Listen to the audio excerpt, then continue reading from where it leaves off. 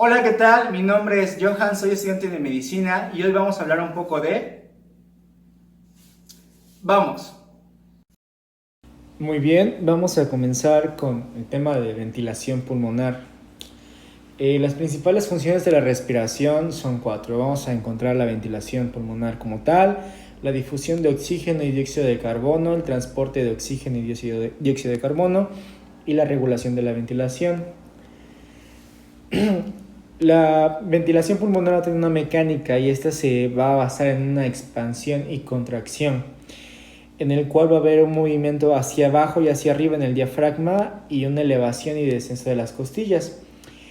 Vamos a ver estos dos dibujos que nos van a ayudar un poquito más a entender lo que es la inspiración y la expiración.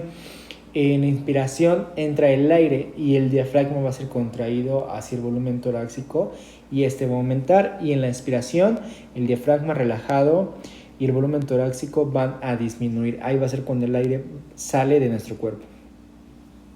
En la inspiración y expiración vamos a encontrar que hay muchas diferencias. Una de ellas es que los músculos intercostales se contraen y la otra se relajan. En la inspiración se van a elevar las costillas y en la expiración se van a bajar. En la inspiración el diafragma se va a contraer y tirar de los pulmones hacia abajo, y en la expiración el diafragma se va a relajar.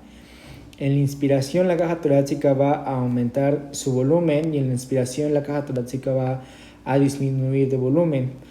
De igual manera, el aire va a entrar a los pulmones en la inspiración y la expiración el aire va a salir de los pulmones. Creo que esta vendría siendo la mayor diferencia entre una y otra. En la inspiración el aire va a entrar y en la expiración el aire va a salir. Músculos que causan la expansión y la contracción. Vamos a encontrar que se encuentran músculos inspiratorios y músculos expiratorios, los cuales van a encontrar en el dibujo que se encuentra en esta diapositiva. Presiones que originan el movimiento de entrada y salida de aire de los pulmones. Bueno, vamos a encontrar principalmente tres tipos de presiones. La presión pleural, que es una presión de líquido que está en el espacio que hay entre una pleura pulmonar y la pleura de la pared torácica. La presión alveolar, que es la presión del aire que hay en el interior de los alveolos pulmonares, y la presión transpulmonar, que se va a diferenciar entre la presión alveolar y la presión pleural. Vamos con las presiones que van a ejercer sobre los pulmones. En reposo, la presión alveolar va a ser igual que la atmosférica. En la inspiración, la presión alveolar va a ser menor que la atmosférica.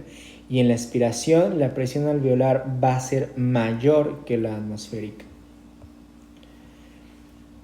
Distensibilidad de los pulmones. Bueno, en este punto vamos a hablar sobre la tensión superficial de los alvéolos y vamos a encontrar que cada alvéolo se encuentra recubierto de una delgada capa de líquido, por lo que puede ser considerado como una especie de burbuja. En la interfase del aire líquido, la burbuja que genera una tensión, es decir, una presión, se tiende a que ésta tome el mismo volumen posible debido a que la presión tiende a colapsar la burbuja. Vamos a encontrar también que hay fuerzas elásticas en los pulmones y esta va a ser dada por el tejido pulmonar, y esas fuerzas elásticas van a ser producidas por la tensión superficial del líquido que tapiza las paredes internas de los alvéolos y de otros espacios aéreos pulmonares. Es decir, el pulmón va a tender a colapsarse en su estado normal. Sin embargo, al momento de la entrada de aire en ellos, va a permitir que este colapso se rompa para permitir el intercambio gaseoso. Vamos a encontrar una sustancia muy importante en los pulmones que vendría siendo el surfactante, y este va a ser secretado por las células epiteliales alveolares de tipo 2. Es un fosfolípido dipalmitosfosfatinodilcolina, es una palabra súper difícil, y las apoproteínas y de iones de calcio. Este surfactante va a ser el encargado de permitir esa tensión y destensión al momento de la inspiración y expiración durante los alvéolos. Vamos a encontrar también que es muy importante la ley de Laps, la cual nos va a ayudar a determinar una presión y ahí se encuentra la fórmula. El surfactante pulmonar. El surfactante va a reducir la tensión superficial en los alvéolos y reduce la posibilidad de que el alvéolo colapse durante la expiración. El efecto de la caja torácica sobre la expansibilidad. Esta va a tener una distensibilidad del tórax y de los pulmones en conjunto. Esta va a ser un volumen de 100 mililitros por cada centímetro de agua. El trabajo de la respiración, el trabajo de la distensibilidad y trabajo elástico, trabajo de resistencia tisular y trabajo de resistencia de las vías aéreas. Estos van a ser los 3 tipos de trabajo que se van a llevar a cabo durante la respiración. Y durante una respiración tranquila, normal para la ventilación pulmonar, solo es necesario del 3 al 5% de la energía total que consume el cuerpo. Es decir, muy poca energía va a consumir el respirar para nosotros. De los volúmenes y capacidades pulmonares, la ventilación puede estudiarse registrando el movimiento del volumen del aire que entra y sale de los pulmones. Este método se denomina espirometría. Bueno, pues este va a ser un estudio sencillo en el cual vamos a poder darnos cuenta cuánto inspira y cuánto expira el paciente por medio de un aparatito muy similar al que se encuentra en el dibujo.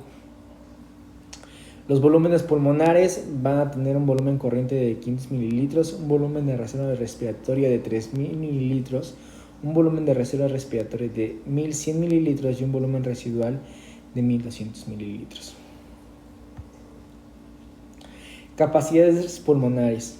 Bueno, aquí vamos a encontrar 2 capacidades, la inspiratoria y la residual funcional. El volumen corriente es el volumen de reserva inspiratoria, que vendría siendo de 3500, una capacidad residual de 2300 mililitros y una capacidad vital que vendría siendo de 4600 mililitros. La capacidad pulmonar total va a ser más que la residual y esta se va a dar de 1800 mililitros aproximadamente. Bueno, otra forma de poder estudiar la respiración de un paciente va a ser el método de dilución de helio, y esa va a darnos una determinación de la capacidad residual y funcional, el volumen residual y la capacidad pulmonar. En cuanto al volumen respiratorio, vamos a encontrar que la cantidad total de aire del nuevo que pasa hacia las vías respiratorias va a ser igual al que encontramos en la fórmula. Vamos a realizar una conversión y eso nos va a poder ayudar a dar un aproximado del volumen respiratorio del paciente. En la ventilación alveolar, conforme a su velocidad, se va a tratar de renovar continuamente el aire de las zonas de intercambio gaseoso. Esta va a estar encargada de los alvéolos, los ecos alveolares y los conductos alveolares, los bronquiolos respiratorios. Y va a haber un espacio muerto, obviamente, entre la nariz, la faringe, la laringe y la tráquea. El espacio muerto, bueno, vamos a encontrar un espacio muerto anatómico y también un fisiológico. En el anatómico vamos a tener una pérdida de 150 mililitros entre la nariz, faringe y tráquea, y en el fisiológico, de igual manera, vamos a tener en cuenta los espacios muertos anatómicos, pero también vamos a tener que sumar los alvéolos, y este nos va a dar un espacio de 1 a 2 litros.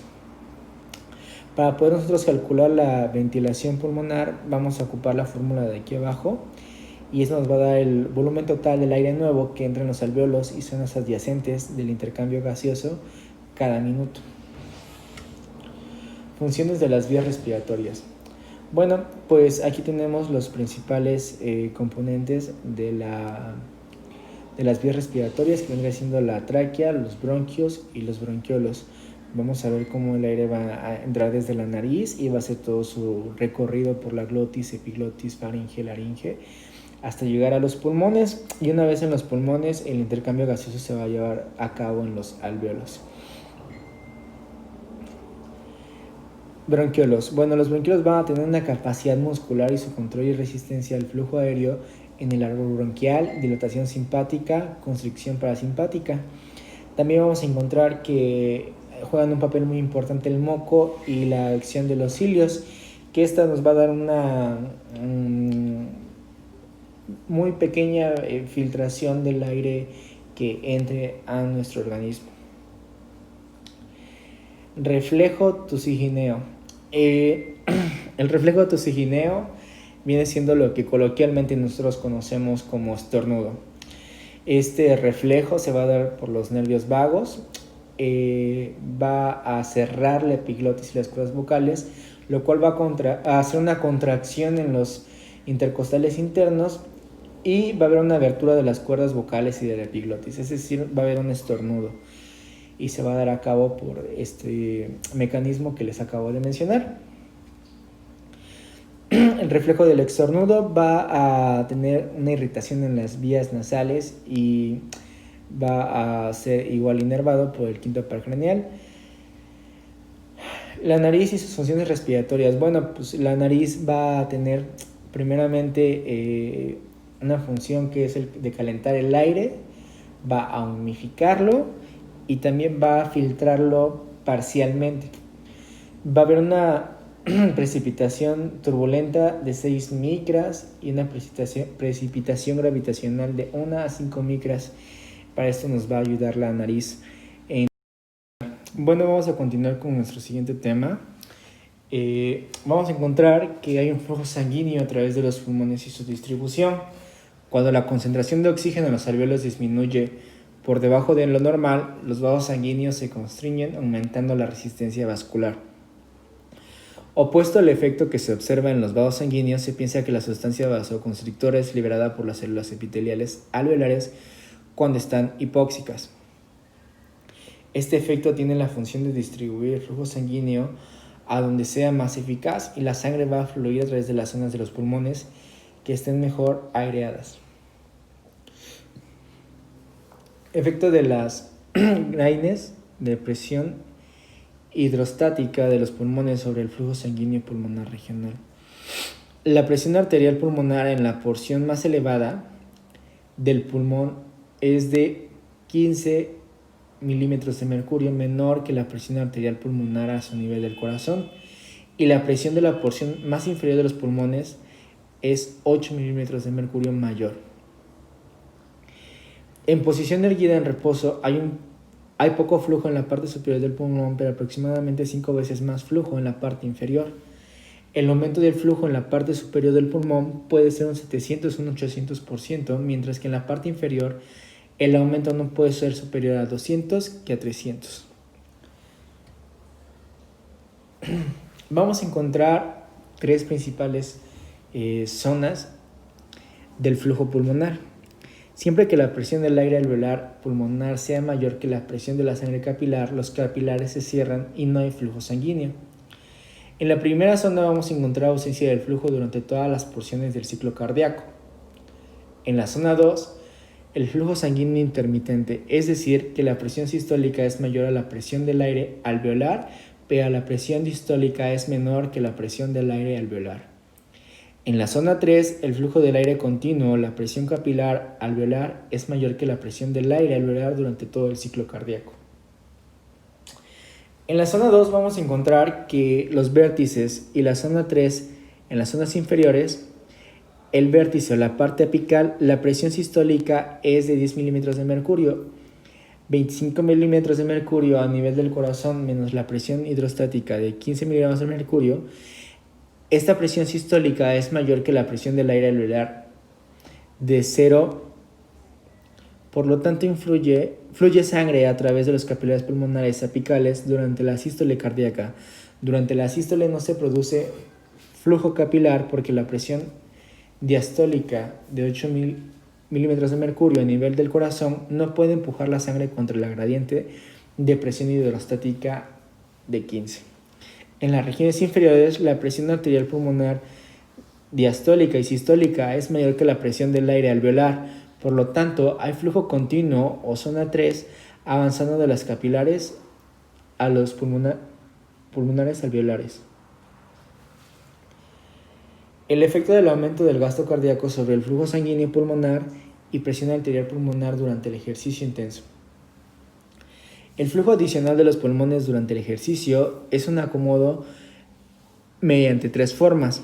Primeramente va aumentando el número de capilares abiertos hasta 3 veces, distendiendo los capilares y aumentando la velocidad del flujo, lo cual estos dos primeros puntos, estas dos primeras formas van a reducir la resistencia vascular tanto de la presión arterial como pulmonar, va a aumentar poco a poco, lo cual va a permitir que conserve la energía del lado derecho del corazón y evite la aparición de edemas, aumentando la presión arterial pulmonar. En la función de la circulación pulmonar, cuando la presión auricular izquierda se eleva como consecuencia de una insuficiencia cardíaca izquierda, esta presión puede aumentar desde su valor normal de 1 a 5 milímetros de mercurio a 40 o 45 cuando se produce insuficiencia del lado izquierdo del corazón. Cuando la presión auricular izquierda aumenta más de 7, produce aumentos iguales en la presión arterial pulmonar, generando un aumento de la carga del corazón derecho. Si la presión auricular aumenta por encima de 30, es probable que aparezca un edema pulmonar. Dinámica pulmonar. La presión capilar pulmonar es de 7 milímetros de mercurio. La sangre pasa a través de los capilares pulmonares en 0.8 segundos. Cuando aumenta el gasto cardíaco, puede acortarse hasta 0.3 segundos. Y se llevará a cabo un intercambio capilar en el líquido de los pulmones y dinámica del líquido intersticial del pulmón. Hay diferencias cuantitativas con respecto a los tejidos periféricos en el intercambio de líquido a través de las membranas capilares y pulmonares. La presión capilar pulmonar va a bajar 7 milímetros de mercurio, mientras que en los tejidos periféricos su presión capilar es de 17. La presión del líquido intersticial del pulmón más negativa que el tejido subcutáneo periférico, presión coroidosmótica del líquido pulmonar que es de 14 milímetros de mercurio en comparación con menos de la mitad de este valor en los tejidos periféricos. Paredes alveolares muy delgadas, epitelio alveolar muy débil, que se puede romper con una presión positiva del líquido intersticial mayor que la presión del aire alveolar. Estas fuerzas normales de salida son mayores que las fuerzas de entrada, lo que da una presión media de filtración de la membrana capilar pulmonar. Esta presión de filtración genera un flujo de líquido desde los capilares hasta el espacio intersticial, lo cual se va a traducir en un edema pulmonar. ¿Por qué se mantienen secos los alvéolos? Los capilares pulmonares del sistema linfático mantienen una presión negativa en el espacio intersticial, lo que significa que cuando hay líquido en los alvéolos se aspira mecánicamente hacia el intersticio por las aberturas alveolares. Este líquido es transportado por los linfáticos o es absorbido por los capilares pulmonares. Las causas van a ser una insuficiencia cardíaca izquierda o valvulopatía mitral, haciendo que se aumenta la presión venosa y capilar pulmonar, una lesión en la membrana capilar pulmonar por neumonía, es decir, una infección o sustancias tóxicas como gas, cloro, dióxido de azufre. Un factor de seguridad de edema pulmonar es que la presión capilar pulmonar aumenta desde su valor normal de 7 milímetros de mercurio hasta 28 milímetros de mercurio, que es la misma presión coroidosmótica del plasma que los capilares para que produzca un edema pulmonar. Un factor de seguridad en trastornos crónicos, los pulmones se hacen más resistentes al edema pulmonar porque los vasos linfáticos se expanden, aumentando su capacidad de retirar el líquido de los espacios intersticiales hasta 10 veces, a pesar que su elevada presión capilar pulmonar crónica. Se produce un edema pulmonar mortal entre los 20 a 30 minutos si la presión capilar pulmonar aumenta a 25 a 30 miligramos por encima del factor de seguridad. El líquido en la cavidad pleural. Para facilitar el movimiento de los pulmones en el interior de la cavidad pleural, hay un líquido mucoide entre la pleura parietal y visceral. La membrana pleural es serosa, mesenquimatosa, a través de la cual pasa un líquido intersticial a la cavidad pleural, arrastrando proteínas tisulares, permitiendo el deslizamiento fácil de los pulmones. El exceso de líquido es extraído mediante el bombeo de los vasos linfáticos hacia el mediastino, la superficie superior del diafragma, superficies laterales de la pleura parietal y un espacio pleural que se denomina espacio virtual estrecho. Es necesaria una presión negativa del exterior para que los pulmones puedan mantenerse expandidos. Esta presión negativa la proporciona el espacio pleural. La presión del líquido pleural debe ser menor, al menos tan negativa como menos 4 milímetros de mercurio, aunque en dimensiones reales la presión puede ser aproximadamente de 7. En el derrame pleural se va a deber a la acumulación de grandes cantidades de líquido libre en el espacio pleural. Sus causas van a ser un bloqueo del drenaje linfático desde la cavidad pleural, insuficiencia cardíaca, reducción de la presión coloidosmótica del plasma, una infección o una inflamación de las superficies de la cavidad pleural, produciendo una ruptura de membranas capilares y permite la salida tanto de proteínas plasmáticas, oxígeno y dióxido de carbono en la sangre. Bueno, vamos a encontrar que las presiones del oxígeno en los pulmones y la sangre y tejidos. Y en esta presentación en especial vamos a estar ocupando mucho la presión parcial de oxígeno, lo cual se va a abreviar como PO2. Bueno, la presión parcial de oxígeno en la sangre pulmonar se eleva hasta igualar la del aire alveolar en el primer tercio del trayecto capilar. La captación de oxígeno durante el ejercicio. Bueno, va a haber un aumento en la capacidad de difusión, aumento del área de la superficial de los capilares y una relación ventilación-perfusión más próxima a la ideal en la parte superior de los pulmones. Factor de seguridad del tiempo de tránsito. Bueno, el flujo de derivación es el 2% de la sangre que va a penetrar en la aurícula izquierda, que va a pasar directamente a la aorta, a la circulación bronquial. No pasa por las zonas de intercambio gaseoso. Su valor es típico en la sangre venosa de 40 milímetros de mercurio. En la sangre se mezcla con la sangre oxigenada proveniente de los pulmones y la presión parcial de oxígeno capilar sería de 104 milímetros de mercurio y la arterial de 95. Difusión del oxígeno. Bueno, vamos a encontrar que hay una tasa de flujo sanguíneo y esta tasa de flujo sanguíneo va a ser el flujo sanguíneo más el oxígeno más la presión parcial de oxígeno. Y una tasa metabólica tisular que va a ser la utilización del oxígeno menos la presión parcial de oxígeno del líquido intersticial. La difusión del CO2. Se difunde en sentido contrario del oxígeno con una velocidad de 20 veces más con la misma diferencia de presión. Hace falta una diferencia de presión menor para que difunda.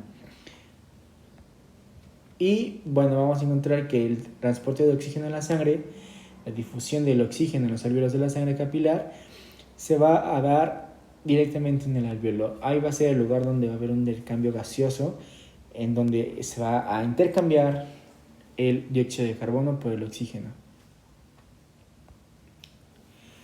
El transporte del oxígeno va a darse 98% el transporte por la hemoglobina y el 2% va a ser disuelto. El oxígeno combinado con hemoglobina. La hemoglobina es la unión de 4 cadenas polipéptidas unidas por un grupo hemo cada una. Se combina con grandes cantidades de oxígeno cuando la presión parcial es alta y lo libera cuando la presión parcial es baja. Es decir, en el lugar donde exista suficiente oxígeno va a continuar su trayecto, pero se va a liberar cuando el oxígeno no sea suficiente y de esta manera va a ir oxigenando las partes del cuerpo que requieran oxígeno. Curva de disociación de oxihemoglobina. Bueno, la presión parcial de oxígeno de 95 en la sangre arterial, la hemoglobina saturada con el oxígeno es del 97%, es decir, 19.4 mililitros sobre 100 mililitros.